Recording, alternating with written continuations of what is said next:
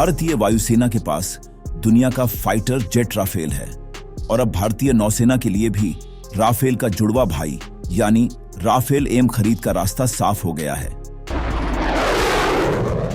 Indian navy के लिए 26 Rafale M खरीदा जाएगा। इंडियन नेवी के लिए राफेल मरीन को क्यों चुना गया, क्या है राफेल मरीन की ताकत और राफेल ने किन विमानों को पछाड़कर भारत का भरोसा जीता, ये बताएंगे आपको।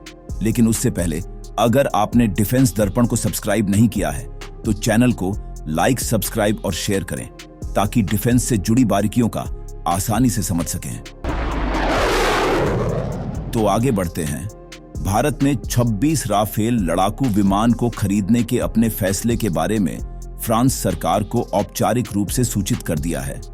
प्रस्ताव के मुताबिक भारतीय नौसेना को 4 ट्रेनर विमानों के साथ 22 सिंगल सीटेड राफेल मरीन विमान मिलेंगे। राफेल एम यानी राफेल का नेवल वर्जन है। इसे एयरक्राफ्ट कैरियर्स यानी विमान वाहक पोत पर तैनात करने के हिसाब से तैयार किया गया है। रिपोर्ट्स के मुताबिक राफेल के दोनों वेरिएंट में लगभग 85% कंपोनेंट्स एक जैसे हैं। इसका मतलब है कि स्पेयर पार्ट्स से जुड़ी कभी भी कोई कमी या समस्या नहीं होगी।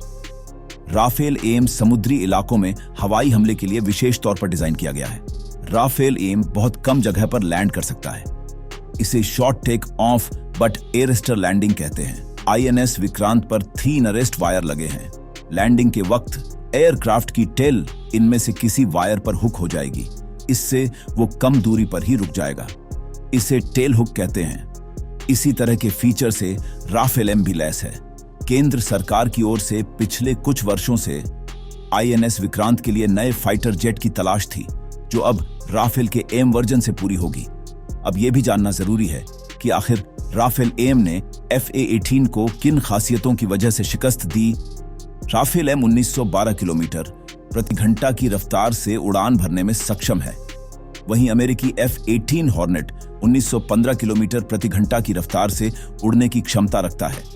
दोनों के रेंज की बात करें तो राफेल एम की रेंज 3700 किलोमीटर है, वहीं F-18 हॉर्नेट की रेंज राफेल से कम यानी 3330 किलोमीटर है। राफेल के समुद्री वर्जन का वजन 10,300 किलो है, वहीं F-18 हॉर्नेट काफी भारी है। आंकड़ों से साफ हो गया होगा कि कौन किस पर भारी है।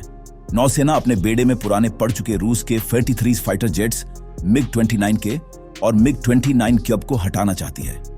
कई एयरक्राफ्ट का नाम नौसेना के दिमाग में था और फाइनल रेस में राफेल एम और अमेरिकी F-18 आमने सामने आ गए। राफेल एम लड़ाकू विमान अमेरिकी F-18 हॉर्नेट से हल्का और एयरफ्रेम में छोटा है। साथ ही ये लंबी दूरी की हवा में मिसाइल और हवा से जमीन पर मार करने वाली मिसाइलों के मामले में अमेरिकी F-18 से आगे दिखाई देता है। नेवल एविएशन के जानकारों का यह भी कहना है कि तुलनात्मक रूप से बड़े एयरफ्रेम के कारण F-18 फाइटर जेट को हैंगर से फ्लाइट डेक तक ले जाने के लिए INS विक्रांत में काफी बदलाव करने पड़ेगा। लिहाजा राफेल फाइटर जेट के नेवल वर्जन का पलड़ा भारी दिखाई दिया। राफेल मरीन परमाणु हमला करने में सक्षम है, जो हवा में मार करने वाली मिसाइल उल्का, हवा से जमीन पर मार करने वाली मिसाइलें स्कैल्प और हैमर से लैस है। साथ ही राफेल एम प्रिसीजन गाइडेड गोला बारूद भी ले जा सकता है।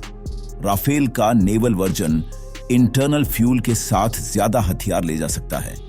राफेल एम की फ्यूल कैपेसिटी करीब 11,202 किलोग्राम है, यानी दूसरे फाइटर जेट से ज्यादा देर फ्लाई करने की काबिलियत, जिससे ये ज्यादा देर तक डॉग फाइट में भाग ले सकता है। हिंद प्रशांत इलाके में चीन के बढ़ते दखल से मुकाबला करने के लिए भारत अपनी सेना, खासकर नौसेना की क्षमता बढ़ाने पर ध्यान दे रहा है।